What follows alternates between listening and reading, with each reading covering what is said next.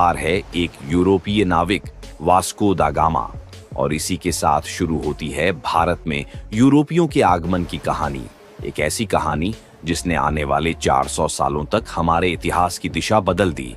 कैसे हो भारतीयों, पहचाना? मैं हूं वास्को दा गामा। मैं पुर्तगाल से भारत की खोज में निकला हूं। ये वो दौर था जब भारत को सोने की चिड़िया कहा जाता था और यूरोप की निगाहें इसी चिड़िया पर टिकी थीं। मसाले, सोना, व्यापार और सत्ता की लालसा।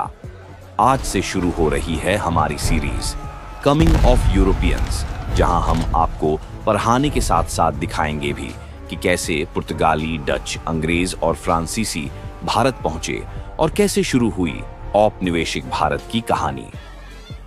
तो चलिए चलते हैं 15वीं सदी के समंदरों की ओर। गए ही क्यों? ऐसी क्या परिस्थितियां बन गई थीं जो वो समुद्र के रास्ते भारत की ओर बढ़े? देखिए, यह है 14वीं सदी और 15वीं सदी का यूरोप। एक ऐसा समय जब पुरानी सोच टूटने लगी थी और नई दुनिया जन्म ले रही थी। मध्यकाल के अंधकार युग के बाद यूरोप में शुरू हुआ रेनेसांस, यानी कि पुनर्जागरण। लोगों ने चर्च की कठोर मान्यताओं से बाहर निकलकर विज्ञान, कला और खोज की तरफ ध्यान देना शुरू किया। इस दौर में मानव अपने दिमाग की पूर्ण क्षमता का प्रयोग करने लगा। इनोवेशन होने लगे, नए यंत्र और तकनीक का आविष्कार किया गया। कंपास बनने लगी थी जिससे समुद्री यात्रा आसान होने लगी। नए प्रकार के जहाज लंबी दूरी तय करने लगे। नक्शे और समुद्री चार्ट्स ने नाविकों को दिशाएं दिखाई। अब नाविक पहले से कहीं ज्यादा दूर तक सफर कर सकते थे। अब सिर्फ राजा या चर्च नहीं, बल्कि व्यापारी भी शक्ति का केंद्र बनने लगे हैं। इटालियन नगर राज्य मेडिटरेनियन सी पर एकाधिकार कर रहे थे। तुम्हें खबर पता चली?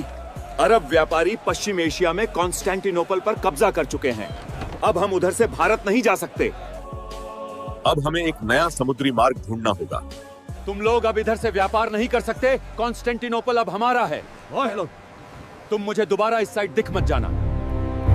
अब यूरोपियों को एक नया समुद्री रास्ता ढूंढना ही था, क्योंकि यूरोप के पश्चिमी देश भारत से डायरेक्ट ट्रेड नहीं कर पा रहे थे। इस मिशन में सबसे बड़ी भूमिका निभाई पुर्तगाल ने, और इसके पीछे खड़ा था प्रिंस हेनरी द नेविगेटर, एक ऐसा राजा जिसने नाविकों और खोजकर्ताओं को समुद्री यात्रा के लिए प्रशिक्षित किया और नए मार्ग खोजने की योजना बनाई। 1454 में पोप निकोलस फाई ने प्रिंस हेनरी को एक अधिकार पत्र दिया। इस अधिकार ने पुर्तगाल को आधिकारिक रूप से नई दुनिया की खोज करने का हक दे दिया। साथियों, मैं बार्थोलोम्यू डियाज हूँ। मैंने 1487 में केप ऑफ गुड होप तक पहुंचकर दिखाया कि अफ्रीका के दक्षिणी सिरे को पार किया जा सकता है। यूरोप के खोज अभियानों के पीछे 3 शब्द छिपे थे: गॉड, ग्लोरी और गोल्ड। 3 शब्द जिन्होंने पूरी दुनिया का नक्शा बदल दिया। पहला, गॉड यानी धर्म का प्रसार। दूसरा, ग्लोरी यानी यश और प्रतिष्ठा। हर यूरोपीय राष्ट्र एक दूसरे से आगे निकलना चाहता था। तीसरा है गोल्ड यानी धन और व्यापार। जैसे जैसे यूरोप की खोजें बढ़ीं, पुर्तगाल और स्पेन के बीच टकराव बढ़ने लगा। दोनों देशों का लक्ष्य था नए नए भूमि और समुद्री मार्ग पर कब्जा करना। दोस्तों, स्पेन और पुर्तगाल के मध्य व्यापार को लेकर झगड़े बहुत बढ़ गए हैं। इसीलिए अभी हमने ट्रिटी ऑफ टॉर्देसिलास नामक एक समझौता किया है। यह एक ऐसा समझौता है जो दुनिया के नक्शे को बदल देगा। हमने दुनिया को एक काल्पनिक रेखा से 2 भागों में बांट दिया है। पुर्तगाल को अब से पूर्व में व्यापार का अधिकार होगा, यानी अफ्रीका, भारत और एशिया तक। और स्पेन को अब से पश्चिम में, यानी अमेरिका की ओर व्यापार करने का अधिकार होगा।